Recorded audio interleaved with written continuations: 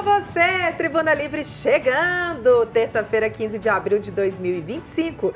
Eu sou Juliana Lima e vamos juntos até o meio-dia. Lembrando que você pode acompanhar o Tribuna Livre pelo aplicativo Rede Catedral. Segue também as nossas comunidades no Instagram, @Rádio América Oficial e TV Horizonte Oficial. Comigo, Suelen Ogando. Bom dia, Suelen. Olá, Juliana e todos que estão com a gente nessa manhã. Olha, hoje, gente, nós vamos falar sobre o Dia Mundial do Desenhista. Esses profissionais que podem trabalhar em equipe como estilistas, arquitetos, designers de interiores e outros profissionais. E será que a inteligência artificial está afetando o trabalho dos desenhistas? Daqui a pouco nós vamos falar sobre esse assunto. E você, Juliana, você desenha bem? Menina, você acredita que eu desenho bem? Que eu desenho chique. desde criancinha, comecei com aquela coisa de copiar, né? Que a gente faz muito. Legal. E continuei, assim, hoje obviamente não desenho mais tanto quanto desenhava antes, mas realmente acho assim um hábito fantástico, inclusive para desenvolver a criatividade, né? Você também tá na mesma vibe? Não, eu só desenho com dever de casa de filho. Igual mas ontem. Também é bom também. Também um desenho, não deixa de ser um desenho. É, muito bem. Olha só, e no programa de hoje a gente também vai conhecer mais sobre o projeto de lei Larissa Manoela. A iniciativa visa proteger os direitos de crianças e adolescentes que trabalham como artistas, influenciadores ou youtubers. E você pode participar do Tribuna Livre. Manda seu abraço, manda seu bom dia, sua opinião sobre os temas do programa. Me diz aí, você acha que a inteligência artificial vai substituir algumas profissões? Acompanhou o caso da Larissa Manoela? Ah, pois é. Então manda pra gente aqui a sua participação no nosso WhatsApp. Você já sabe, 31 99412 2179. Vem com a gente fazer esse programa de hoje, hein? A gente aguarda aqui a sua mensagem de texto ou de áudio. Isso mesmo. Pessoal, vamos agora de notícia. Olha, o TCE dá prazo para o governo de Minas esclarecer privatização da linha verde. O destaque é da repórter Letícia Bessa. O TCE, Tribunal de Contas de Minas Gerais, deu prazo de 10 dias para que o governo estadual envie documentos e esclarecimentos sobre o processo de privatização de rodovias no vetor norte da região metropolitana de Belo Horizonte, trecho conhecido como Linha Verde. Entre as determinações, o TCE cobra mais detalhes sobre a instalação de pedágios. A medida é o primeiro passo da apuração de documento que foi apresentado por deputados estaduais, questionando a legalidade e os impactos do processo de licitação para a privatização de 124 quilômetros de vias na Grande BH. O TCE de Minas quer acesso aos estudos que embasaram a estrutura econômico-financeira da concessão para avaliar se são justas e acessíveis. Também foram solicitados estudos de tráfego, de viabilidade técnica e ambiental, além do plano de negócios da futura concessionária, com projeções de receita e despesas. Repórter Letícia Bessa. É complicado isso, né? Verdade. Não tá fácil não, gente. Mas assim, vamos voltar agora ao assunto do dia? Bora. Dos desenhos? Gente, eu adoro desenhos. Inclusive tá na moda, né? Esses dias recentemente aí tiveram vários desenhos. E também aquela questão também de você virar uma capa de brinquedo. Lembra disso também, Ju, que viralizou esses dias? O desenho tá em alta, né? Daqui a pouco a gente vai mostrar, inclusive, o que fizeram com a gente. É, né? verdade. Mas virou uma onda mesmo. Todo mundo colocando aí nas suas redes sociais aquele... de uma foto, né? Isso. Uma foto reproduz aquele desenho, né? Fica parecendo que um desenhista, um cartunista, um ilustrador fez, né? Isso, verdade. E a nossa pergunta de hoje é exatamente sobre isso, né? Afinal de contas, inteligência artificial vai substituir algumas profissões? Desenhista é uma delas, né? A gente sempre pensa naquele artista autoral, aquele que vai fazer os traços. É claro que a profissão é mais do que isso, né, gente? Você tem o ilustrador, você tem o web designer também, você tem o desenhista que participa também dessas questões de moda. Então, assim, não fica só no desenho manual. Mas o que a gente tem se preocupado muito é se a inteligência artificial ela pode estar ameaçando estas e outras profissões. Verdade. Inclusive, esses dias saiu um ranking, né, falando sobre quais serão as profissões do futuro. Exato. E aí, todas estavam voltadas para esse conhecimento baseado na inteligência artificial. Mas ele também traçava um paralelo falando assim, até 2030, quais são as profissões que vão ser mais demandadas. E aí é muito engraçado, né? Você pensar assim que em 2050 a gente está falando de profissões que vão ter a inteligência artificial como pano de fundo, mas que até 2030 as profissões que estão em alta são motorista de aplicativo, vendedor de loja, né? Profissões que a gente sabe que está nessa base do serviço, né? Que é o que move hoje o mundo. Se a gente for parar para pensar, o número de pessoas que trabalham com algum tipo de serviço supera, inclusive, o número de pessoas que trabalham com carteira assinada. Verdade, Ju. E agora uma coisa que preocupa muito, inclusive lá em Tiradentes, o Leonardo Boff estava. E ele ficou muito preocupado, filósofo, né, teólogo, enfim, Leonardo Boff estava lá. E ele falou muito dessa preocupação, gente, das questões das máquinas, essa questão da inteligência artificial está tomando conta das coisas, né?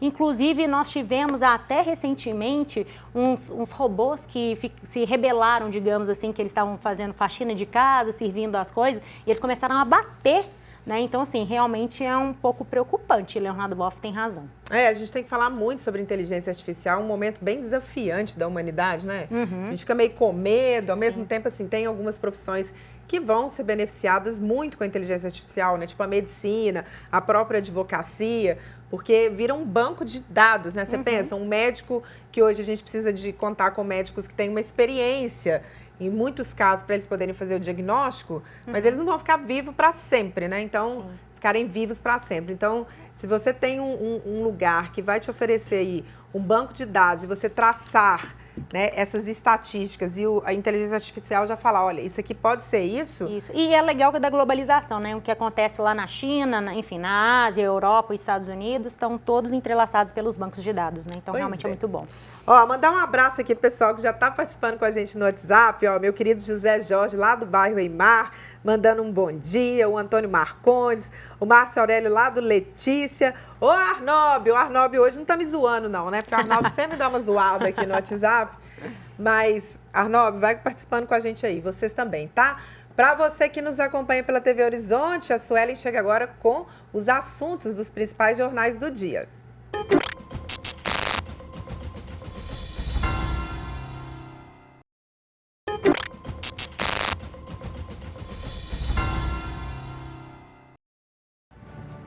Estamos de volta com Tribuna Livre, terça-feira, 15 de abril de 2025. O repórter Giovanni Rodrigues chega agora com informações de um protesto na porta do IPSENG. Vamos conferir.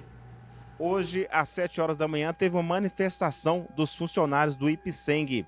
Eles protestaram bem na porta do Hospital Governador Israel Pinheiro contra os cortes na folha de pagamento dos funcionários. Segundo o presidente do sindicato, Pedro Cardoso, os servidores estão esperando respostas. Uma total falta de respeito, porque eles constataram que foram falhas humanas que houve na folha de pagamento, mas até hoje não deram resposta para a gente de quando é que vai nos pagar.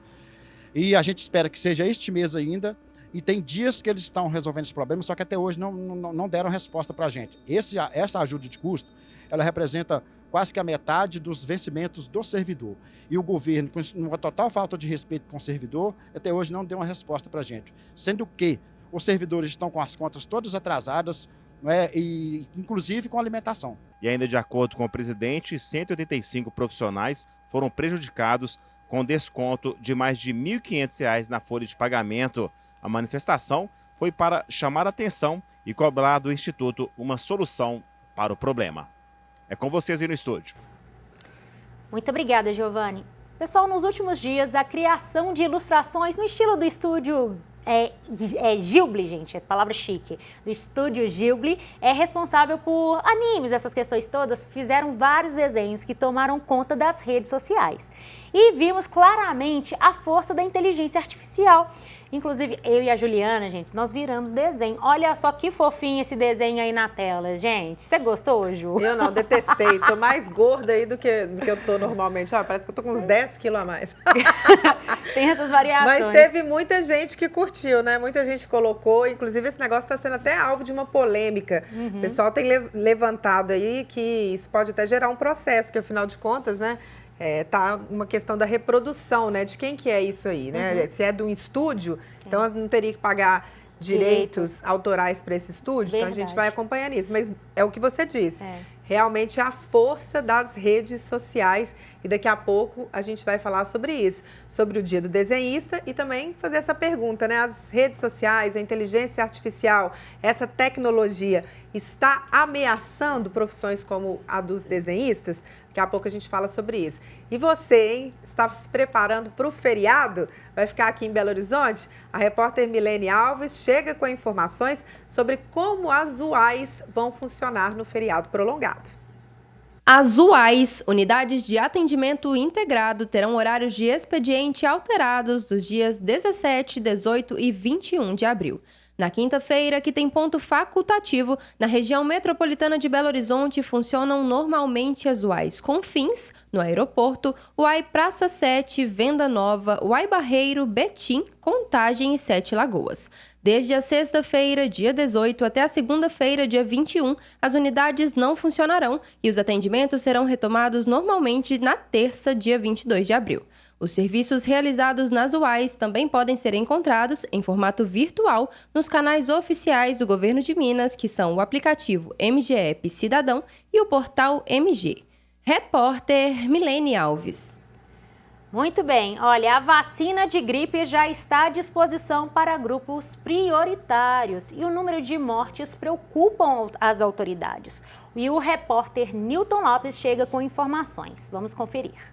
Minas Gerais registra 10 mortes por influenza e outras 248 internações pela doença neste ano. Em 2024, 156 mineiros morreram depois de contrair a influenza. O número representa o triplo do que foi registrado em 2023. No estado, os casos de gripe ocorrem em proporção semelhante entre homens e mulheres, mas as faixas etárias acima dos 60 anos e menores de 2 anos são as que mais sofrem com a influenza. Os dados reforçam a importância da vacinação. Iniciada há uma semana, a imunização contra a gripe reforça o alerta de uma doença que muitas das vezes é ignorada por parte da população, mas que pode provocar complicações e até a morte.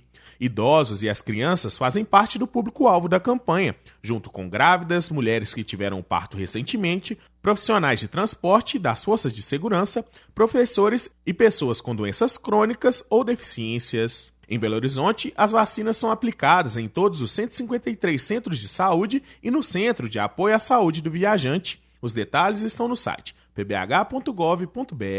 Repórter Newton Lopes. E já temos interações, hein, pessoal? A gente quer convidar para vocês sempre estarem junto com a gente, fazer esse programa acontecer, hein? Olha, nós temos agora o Sérgio Nogueira. Bom dia, paz e bem. Eu utilizo esse aplicativo de desenho que modifica a foto para desenho. E, por sinal, fiz curso de desenho arquitetônico. Olha, Sérgio trazendo aí novidades. Você viu, Ju? Que chique? Sérgio, chique demais. Bacana. Temos mais um. A Lucilene França. Um beijo, Lu. Você sempre com a gente aqui. Olha, a inteligência, a IA é o AI da contemporaneidade. Esse grito da dor, da insignificância destes tempos, os profissionais do desenho já estão com os dias contados, né? Será que a máquina substitui o homem? Não sois mais máquinas e a IA que sois. Bom trocadilho aí. Os desafios da tecnologia a serviço de uns poucos humanos, né, Ju? Realmente. Minha querida Lucilene França, professora, né, Lu, lá de Ribeirão das Neves. Abraço para esse povo de Ribeirão das Neves, abraço para você também, né, Lu? Sempre trazendo aqui reflexões interessantes. A gente está num momento aí realmente bem desafiante do mundo. A gente não sabe o que vem por aí. A gente tem muitas reflexões a fazer sobre a inteligência artificial.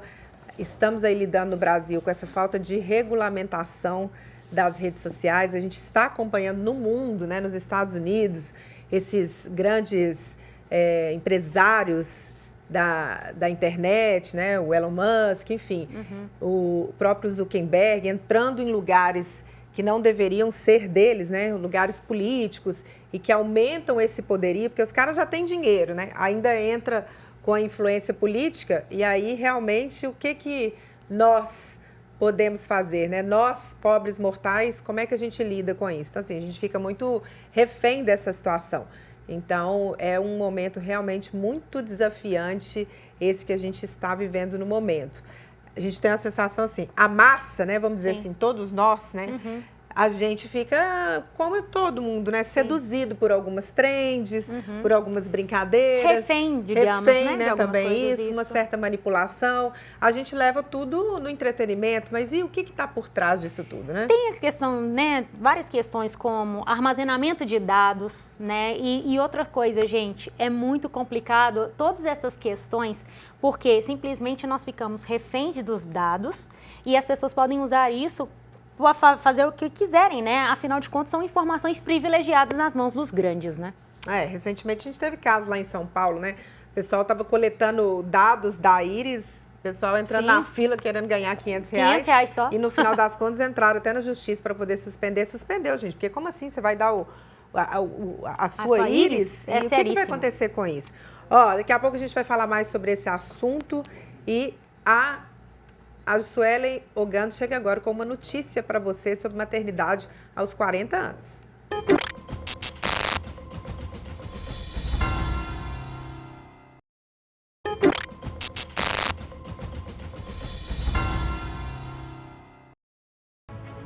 De volta com Tribuna Livre. Hoje é o Dia Mundial do Desenhista e para falar mais sobre esta profissão, a gente recebe aqui o jornalista e desenhista Ricardo Belo. Muito obrigada, Ricardo, pela sua presença. Seja bem-vindo.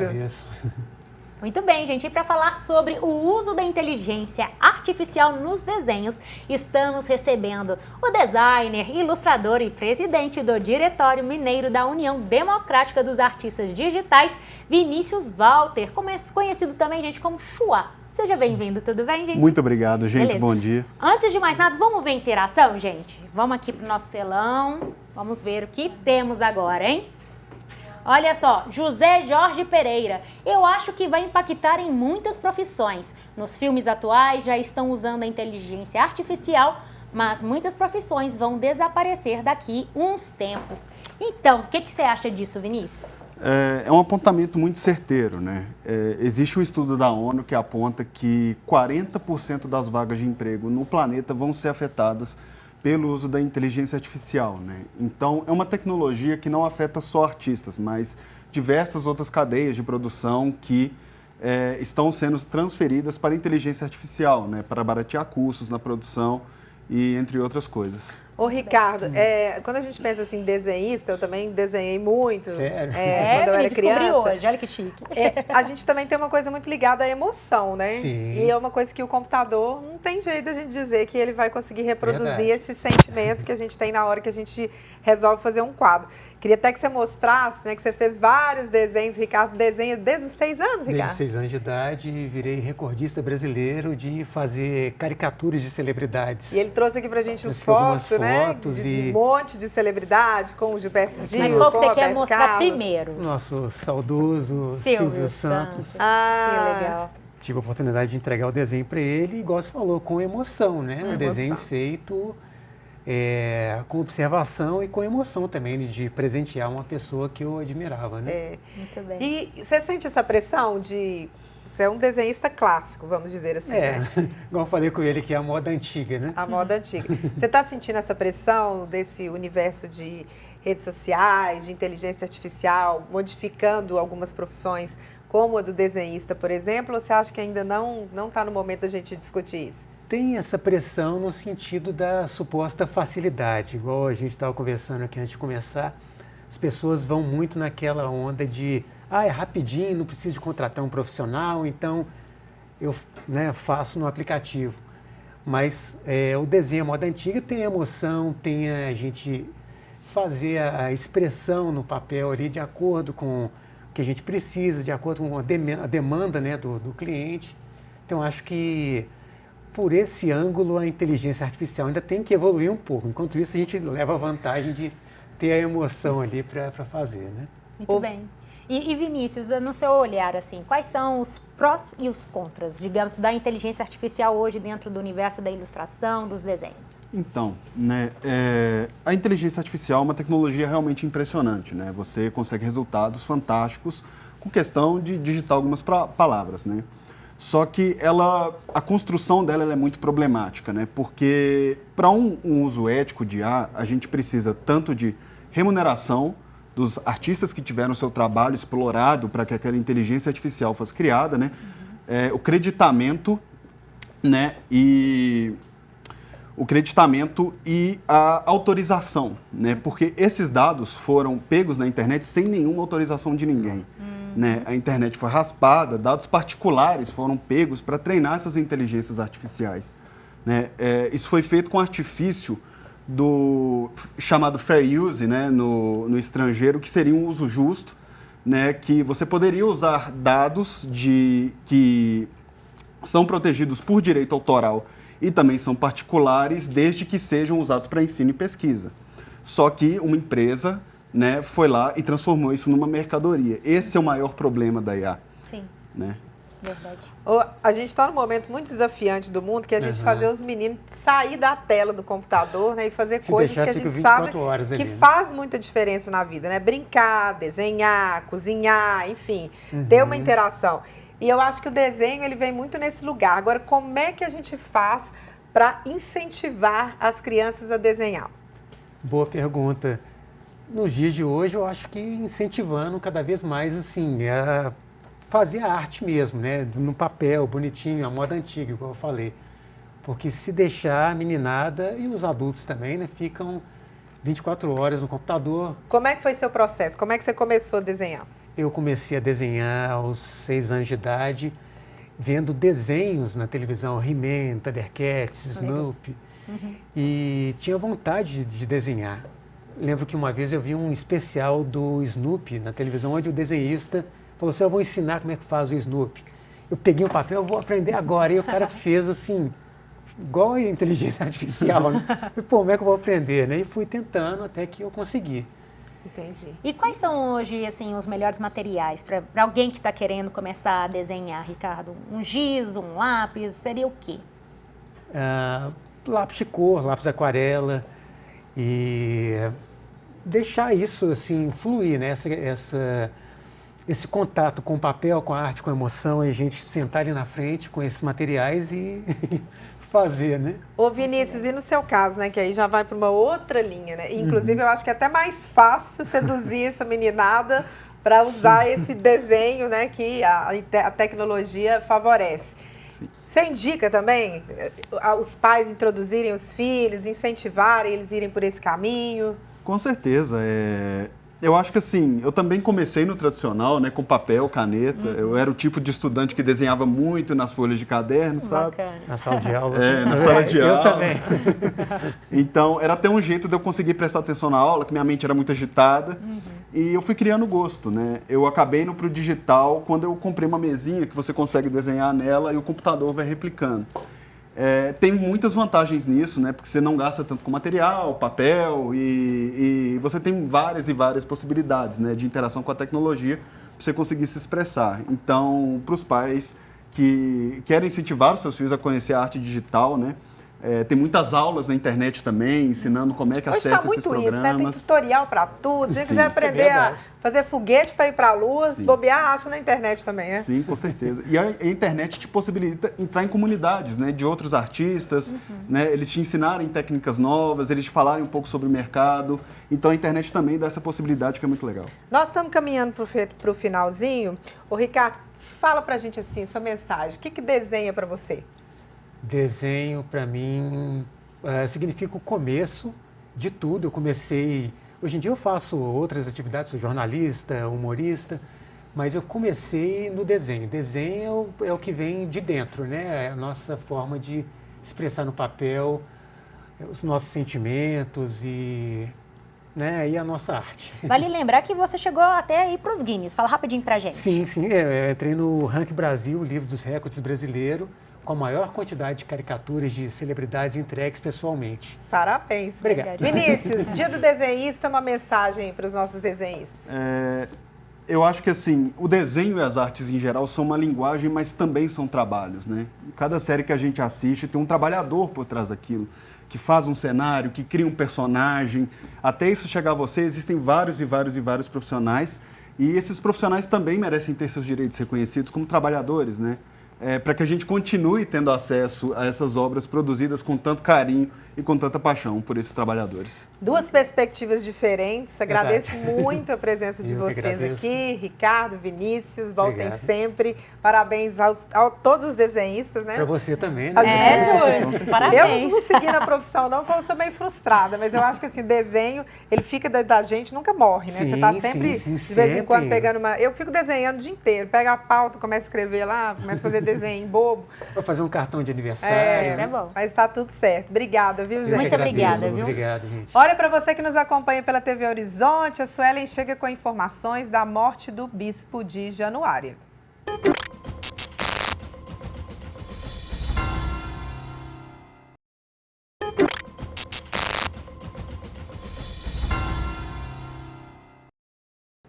Estamos de volta com o Tribuna Livre, terça-feira, 15 de abril. A gente falou sobre o dia do desenhista, né? Geralda Bento mandou um desenho pra gente aqui, vamos ver. Ô, que gente, coisinha bonitinho. mais linda, olha só. Esta é a minha neta, desenho do meu filho Alisson, Geralda Bento, lá do Maria Helena. Ô, Geralda, que gracinha, hein? Beijo pra vocês, viu, gente? Agora nós vamos mudar de assunto aqui.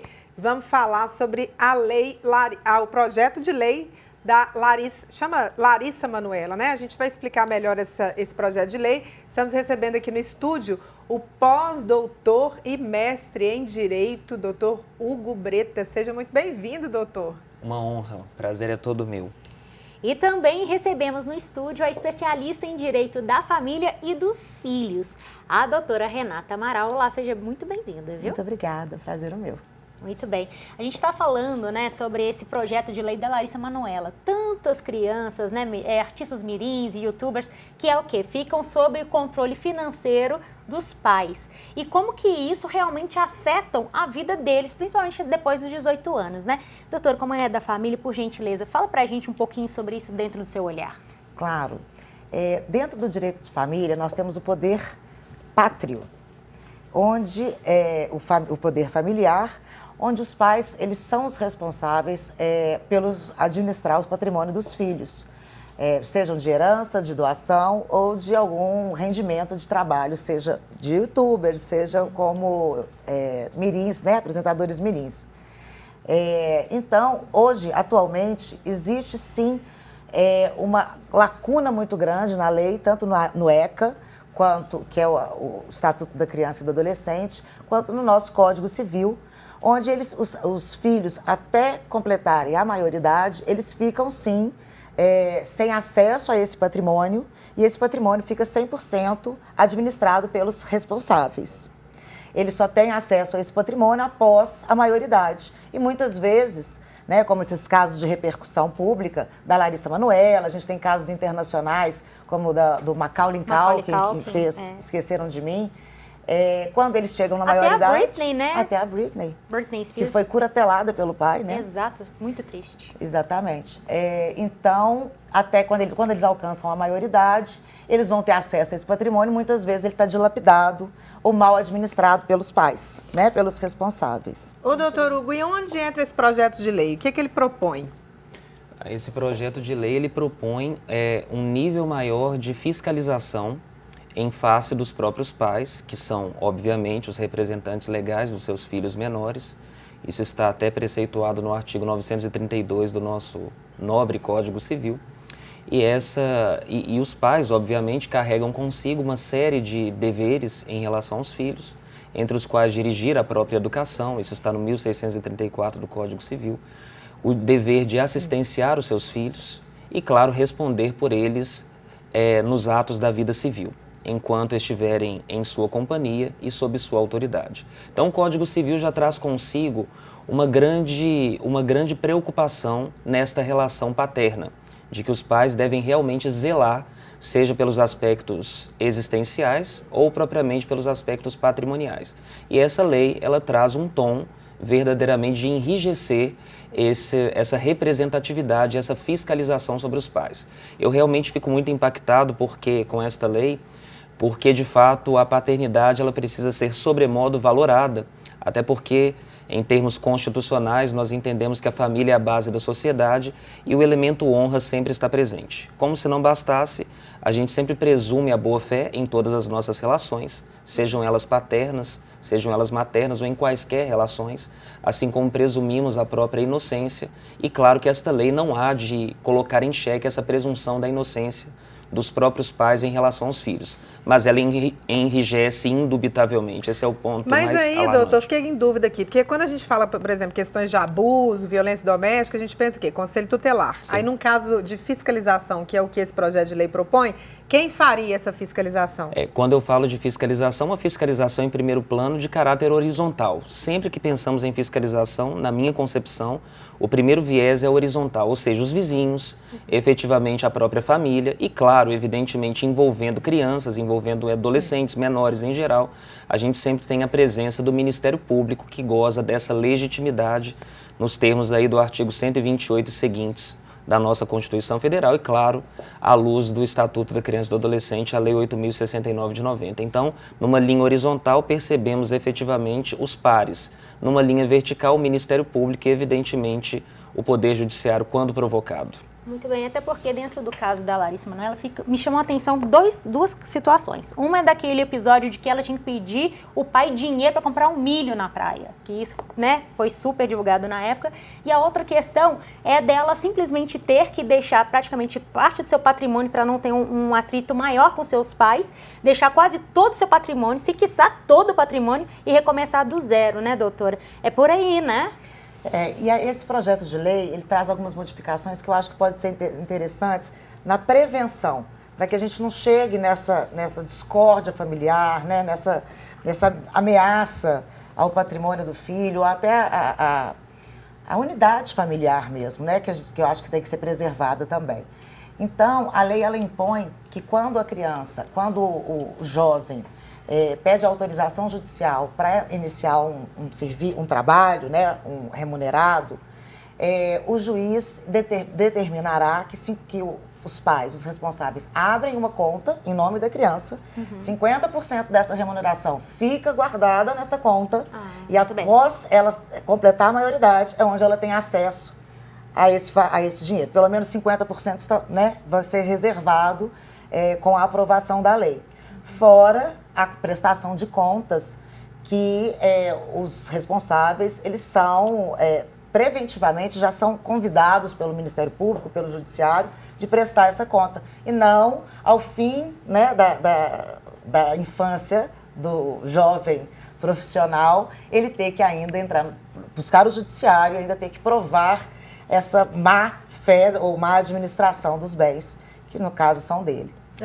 É interessante porque quando a gente pensa na ordem do direito de família, a gente fala muito sobre essa questão de pensão alimentícia, a gente fala muito sobre a questão de violência, né, sobre até a própria alienação parental, mas aí a gente começa aquilo que uma vez um advogado me falou assim, olha, o direito ele tem que ir se renovando mesmo, né, porque muitas coisas que a gente não pensava há 30, 40 anos atrás, agora estão na ordem do que a sociedade está discutindo. E é interessante, né, doutor, que a gente consiga realmente fazer essa renovação e pensando nessas questões atuais. Sim. Eu queria apenas, me permita voltar num ponto aqui extremamente relevante, que é o seguinte, precisa haver um recorte muito claro para todos que estão nos ouvindo nesse momento, que é o seguinte, se a gente olhar bem o 1689 do Código Civil, você que está aí, observe com calma lá no Google, 1689 do Código Civil, veremos que o Código Civil é bastante pedagógico, dizendo a propriedade, nesse aspecto dos bens dos filhos menores, pertence aos menores, eles são proprietários. E o pai, ele é administrador e usufrutuário desses bens. Isso já está previsto antes mesmo desse projeto de lei. E aí, como eu disse, como a sua proposta, a sua indagação foi uma indagação muito interessante, agora entrando no mérito dela, a gente observa que realmente o direito ele não consegue, obviamente, acompanhar as mudanças sociais. E eu jamais reputo em minhas aulas, por exemplo, que o papel do direito seja exatamente isso, de estar no mesmo nível de velocidade da sociedade. Porque, por mais que a sociedade comumente aspire valores que chocam com a lei, o papel do direito é muito mais de filtragem dos comportamentos sociais, identificando esses vícios dos comportamentos sociais, fazendo a filtragem, racionalizando e aí sim reproduzindo na lei esse aspecto do direito, que é um aspecto normativista. O direito é filtragem, o direito não é necessariamente esse acompanhamento. Mas a sociedade é um ponto de partida para a investigação de qualquer cientista jurídico e também por parte do nosso legislativo. Ou seja, né, doutora Renata, como o doutor realmente ele disse, bem interessante isso, a gente tem que maturar a situação primeiro, para depois a gente legislar. A senhora concorda? Concordo plenamente, plenamente. Até porque nós temos, né, casos tão diversos e, de fato, a gente tem que... uma regra do nosso direito. É a gente fazer essa subsunção mesmo, né? Encaixar isso na necessidade de cada caso. Não dá para a gente levar tudo... como regra geral. É verdade. Né? Doutora, para quem está nos assistindo, também nos ouvindo, é importante a gente lembrar que, assim, eu tenho um artista, porque toda mãe quer colocar o filho para ser digital influencer, artista, né? Mas espera aí, é uma empresa que vai falar assim, passou numa publicidade e eu vou pedir ao juiz para liberar o meu filho para poder fazer, já que ele é menor de idade. Como é que funciona esse trâmite? É por aí? Exato, na verdade depende do trabalho, depende da proposta, né? Hoje nós temos muitas crianças influencers, então a gente não tem uma empresa por trás disso, que é um outro desafio. Agora, quanto a gente está faltando em relação a publicidade, novelas, propaganda, novela, a própria empresa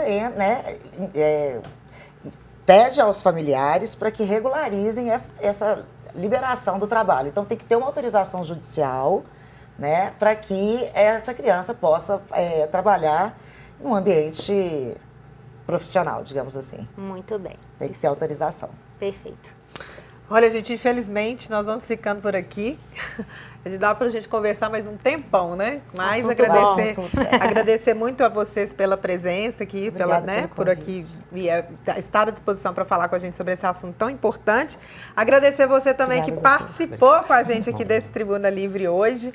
Fiquem com Deus, com Nossa Senhora da Piedade. Sigam lá o nosso Instagram, Rádio América Oficial e TV Horizonte Oficial. Até amanhã. Isso mesmo, muito obrigada a todos vocês aqui. E você fica agora com Rede Notícia, com a apresentação de Milene Alves e Júnior Brasil, que vai trazer mais detalhes sobre o protesto contra o fechamento do Hospital Maria Amélia Lins. Até amanhã, muito obrigada. Até amanhã.